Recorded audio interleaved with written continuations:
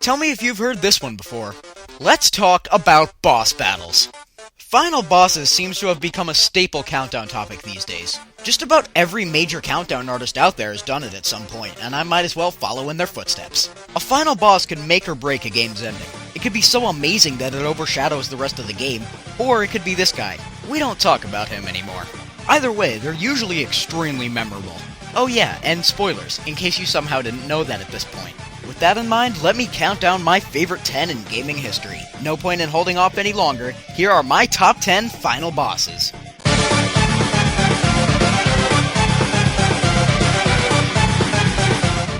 I was originally going to put Ganon from Ocarina of Time on here to represent my favorite franchise of all time, but something swayed me away from it.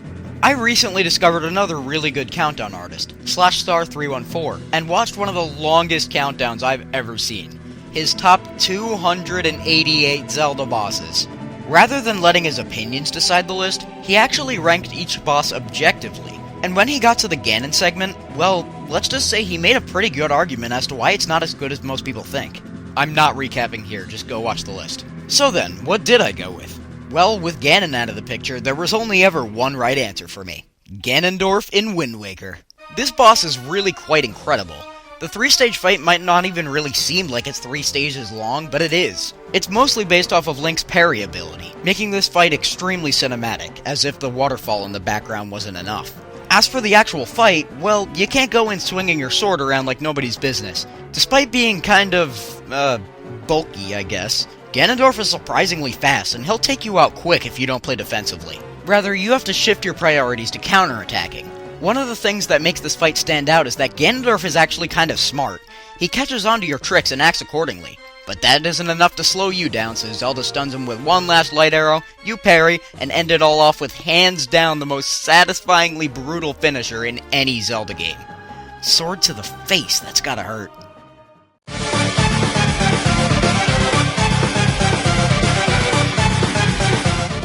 It's no secret at this point that Yami from Okami is considered to be one of the greatest final bosses in video game history.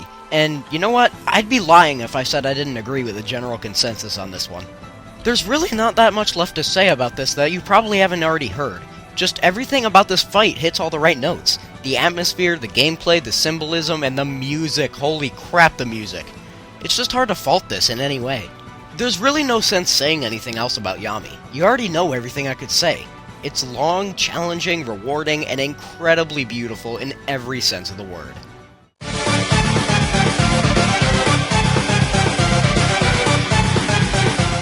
There are few games out there that quite match up to the scale of Shadow of the Colossus, and I mean that in more than one way. The story, while admittedly very simple, really drives home the message of if the ceiling starts talking to you, don't do what it says.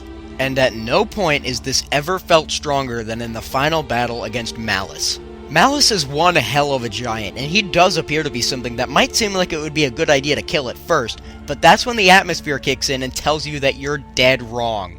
The music that plays during this fight, titled Demise of the Ritual, is much different than any other boss theme in the game. It's not epic, it's not thrilling, it's slow, somber, almost haunting in a way.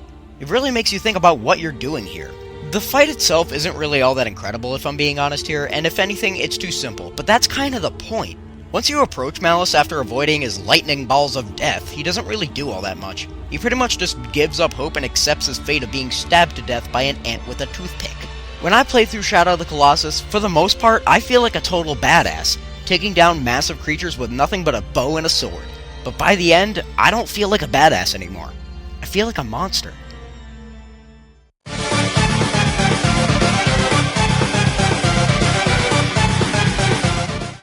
I'm probably gonna get quite a bit of weird looks from this choice, but screw it. Number 7 is the Plasm Wraith from Pikmin 3.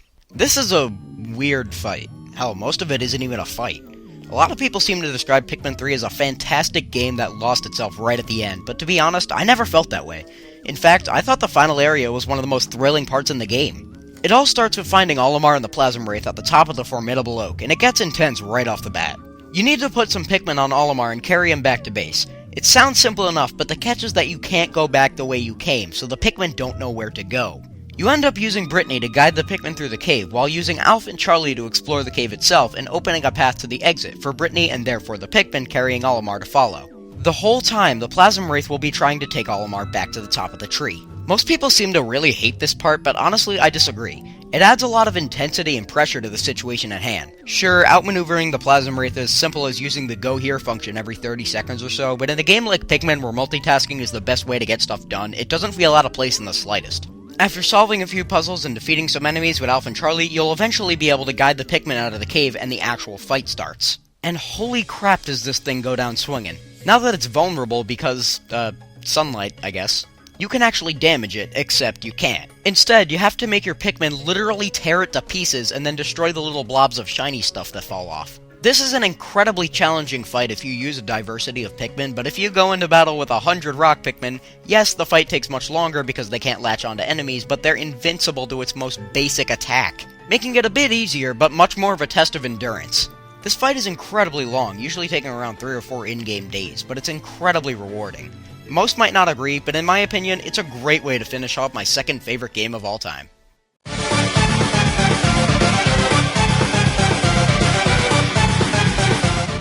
Oh, no more heroes, you never disappoint me.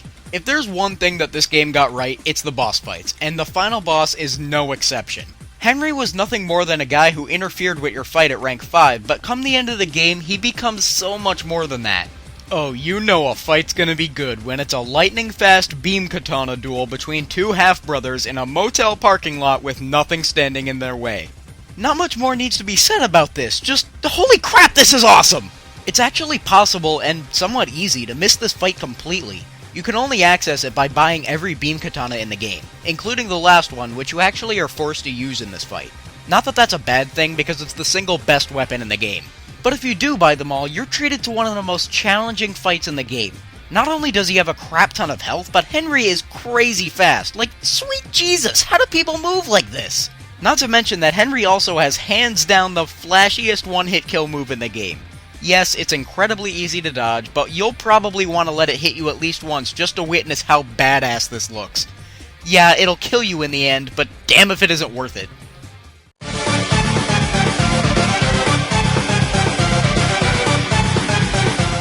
Metroid Prime is easily my favorite Metroid game. The gameplay is extremely immersive, the world is breathtaking, and the bosses are incredible. Of course you know where this is going. The game is literally named after the final boss, after all. I'll be honest, I didn't really expect much from this battle. The fight with Meta Ridley immediately before it is easily my favorite boss in the entire series, and I remember thinking, there's no way anything after this could top that. Well, I was right, it didn't top it, but it sure as hell came close. The fight is split up into 2 phases. Phase 1 sees you fight the exoskeleton of Prime, and holy crap is this thing terrifying. I mean, just look at this! This is nightmare fuel for a kid! This massive creature has an unbreakable black shell, and only its face is vulnerable. But it's only vulnerable to one weapon at a time, indicated by the color shining through its joints. Most of this phase is a test of endurance, and if you're not careful, Prime can do a lot of damage very quickly. But after driving it back and following it through some holes it falls through, you'll eventually reach the bottom of the crater, where the second phase begins. At this point, Prime breaks out of his shell, and you're left to fight the core, and oh, hello again, Nightmare Fuel, how have you been? This phase takes full advantage of the Phazon suit by introducing Hyper Mode, and you can only damage Prime by getting used to this mechanic quickly. None of your weapons can damage it directly, and instead you have to use them to stun it, literally stand in Phazon, which if it weren't for the Phazon suit would kill you almost instantly, and then shoot the crap out of it with Phazon-powered shots. This fight has everything I look for in a final boss. Music, atmosphere, challenge, the works. But there's 2 things that keep it from getting any higher, and they're both in the last phase. First, it can summon Metroids, which wouldn't be a problem if that didn't include the fission ones. Holy crap, I hate these things! Second, and this is the big one for me, Prime has the ability to turn invisible, and you have to switch visors every once in a while to even see it. This is not a problem, in fact I actually really like this idea, but sometimes you have to use the thermal visor and oh god, my eyes! Yes, I admit this is a personal nitpick, but I hate the thermal visor. It's put to great use in this game, don't get me wrong, but that contrast... Ow! I'm not even kidding, it physically hurts my eyes to look at this for more than a few seconds. Complaints aside, this is a fantastic boss, and while I want to say something like, let's see if Nintendo can top this, they would have to revive the franchise at all first. Come on, Metroid NX!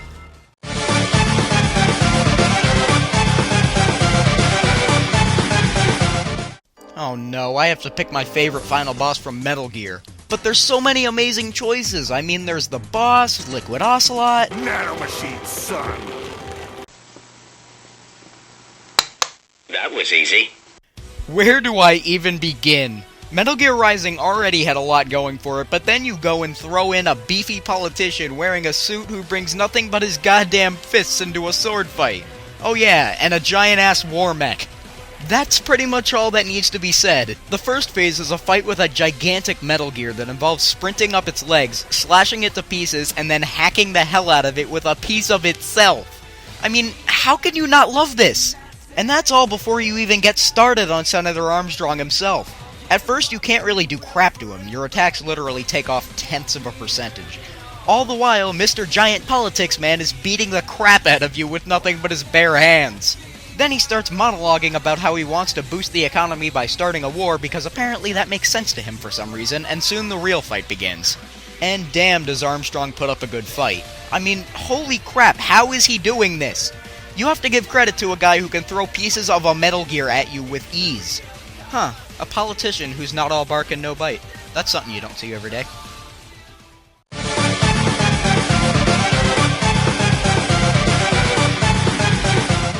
Mother 3. One of the cheeriest looking games out there, yet also infamous for having easily the most tragic elements of any Nintendo game ever made. If you've played it, I won't waste your time with exposition, so let's just get right into this. Throughout the game, your party is opposed by an ominous figure called the Masked Man. You fought him once before at the end of Chapter 7, but he retreats because he knows he's outmatched. You don't encounter the Masked Man again until the end of the game, and holy crap does this encounter leave an impression. As you approach the 7th and final needle, Lucas having pulled 3 and the Masked Man having pulled 3, it quickly dawns on you that this last needle could decide the fate of the world depending on which one of you pulls it. But before you even get to it, things already start taking a dark turn. You run into Flint, Lucas's father, and he reveals that he just discovered something that completely broke his heart. The Masked Man is actually Klaus, his son and Lucas's older brother. He'd been brainwashed by Porky, turning him into a mindless slave that commanded the Pig Mask Army. That was already some pretty heavy stuff, but it gets even better. Or worse, I guess, when the fight actually starts. The Masked Man knocks out the rest of your party, leaving Lucas to face off with his brother alone. This is disturbing on many levels. There's the obvious matter of Lucas having to, and I use this term very loosely, fight his brother. There's Klaus being completely unaware of what he's doing.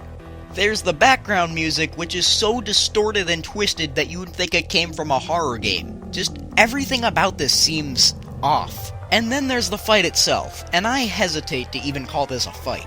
Since Duster, Kumatora, and Boney are knocked out, Lucas is the only one in the battle. The news of the Masked Man's identity apparently hit Lucas pretty hard, and you can tell, because if you try to attack, Lucas will freeze up because he's so traumatized he doesn't know what to do. You know, that's a pretty understandable response to this situation.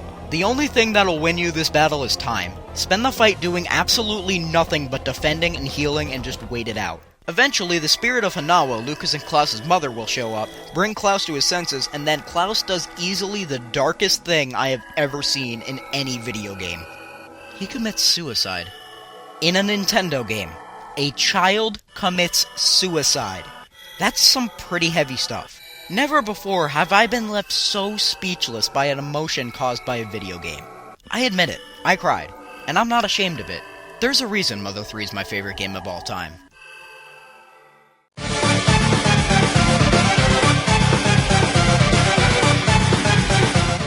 Undertale really is something special. Before playing it, I thought it would just be a simple come-and-go fad kind of game that was incredibly successful at launch, but not much after that. Oh boy, was I wrong.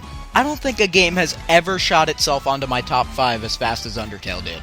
Thanks, Arrow. I owe you one. Honestly, I could have put any of this game's 3 final bosses on here, and any of them would be justified this high up. But which one did I go with? The final boss of the true pacifist route, Asriel Dreamer. Now, I'm not gonna spoil the story in this fight. It's really worth experiencing yourself. That, and I simply don't feel like explaining. I'll just say this.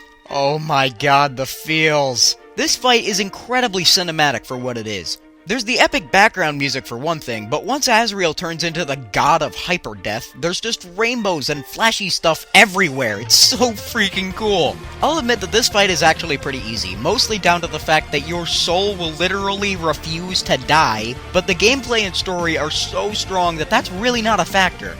Most of it is dodging Asriel's ridiculous attacks at first, but you'll eventually start to help get your friends back. I especially like this part because it revisits each of their quirks, like Papyrus's blue attack, Undyne's spears, and so on. I really don't want to go on too much longer about this. Undertale really is something truly special, and it deserves to be experienced. If you've played the game, you'll know why I love this fight so much. If you haven't, go play it. I guarantee it'll fill you with determination. Before I reveal my favorite final boss in video games, let's recap. Number 10, Ganondorf. Number 9, Yami. Number 8, what am I doing with my life? Number 7, multitasking. Number 6, Henry Cooldown. Number 5, Metroid Prime. Number 4, Nanomachines. Number 3, The Masked Man. And number 2, Asriel Dreamer.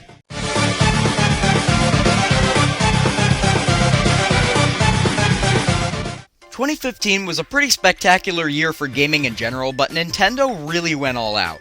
Mario Maker is one of the best games on Wii U, Xenoblade Chronicles X is absolutely breathtaking, and Yoshi's Woolly World is just the dose of "oh my god, it's so cute" I've been needing for a while. And then there's Splatoon. The mere existence of this game is a sign that Nintendo still knows how to stay fresh. I mean, a shooter with squid kids wielding paintball guns, where do they come up with this? Not only is Splatoon hands down my favorite game for online multiplayer, as well as the only online shooter I enjoy at all, it really did go all out with the story mode. Yeah, the story in question is simple and kinda stupid, but it knows this and really just runs wild with it. It feels like for every idea they had, they somehow found a way to put it in there, making you never really know how they're about to mix up the gameplay. But even then, who the hell could possibly have seen this coming?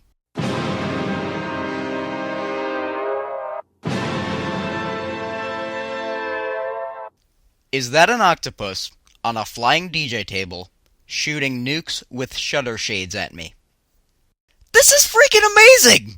Like, what the actual hell was going through their heads when they came up with this? Not only is this the most stupidly awesome concept for a boss I have ever seen, but the actual fight with it is easily the best part of the game. And Splatoon was a pretty fantastic game already. This is actually a pretty hard fight, especially when you consider the difficulty of the rest of the game. DJ Octavio really goes all out with the artillery, shooting missiles, bombs, enemies, and even giant metal fists at you. It's an action puzzle fight like the other bosses, but this one's actually pretty complex. I've seen people take a solid half an hour before even figuring out what to do to even damage him. It starts out pretty tame. Octavio just does one attack at a time, and you just shoot his fist back at him. Each time he gets hit, it'll push him further back into the stage until he breaks out the paint nukes. Play a quick game of volleyball with it, and then he'll flee to the next part of the stage, where the process repeats. This happens 4 times, not to mention he gains a new attack for each stage you push him back, and at no point does he ever put any of his toys away. In other words, towards the end it almost turns into a bullet hell game because he can shoot all of this at you at the same time. And then the final phase begins, and wow. I could listen to this background music all day. To be fair, the fight itself stays roughly the same, except for the fact that there is stuff to kill you everywhere! This is one of those final bosses where the mere concept of it is enough to keep you entertained, but instead of stopping there, it gives you one hell of a fun time you won't forget anytime soon. This has been the Plant Commander, and not only is Splatoon the only online shooter I legitimately enjoy, but it gets my vote for the second best game of 2015.